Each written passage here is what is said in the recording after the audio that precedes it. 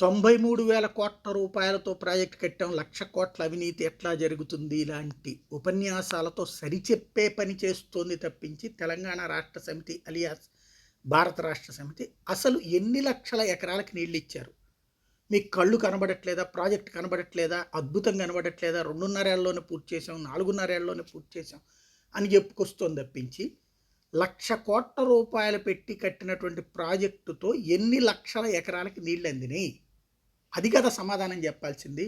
ఇదిగో ఈ ఊళ్ళల్లో ఈ ఒక్కొక్క ఊర్లో ఇన్నిన్ని ఎకరాలు పంట వచ్చింది, 1,00,00,000 కోట్లతో 1,00,000 ఎకరాలు కనుక పంట వచ్చిందంటే అంతకంటే దుర్మార్గమైన రాక్షసత్వంతో కూడినటువంటి ప్రాజెక్ట్ ఇంకేముండదు.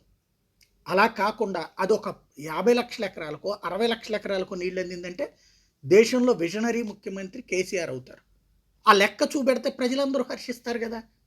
పెరిగిన ప్రొడక్షన్ గురించి మాట్లాడారు తప్పించి ఈ కాళేశ్వరం వల్ల ఎంత ప్రొడక్షన్ వచ్చింది అన్నటువంటి లెక్క ఇప్పటికైనా చెప్పగలిగితే నిజం ఉంటుంది, లేకపోతే అబద్ధంతోనే 6 ఏళ్ళు నడిపేశారనిపిస్తుంది.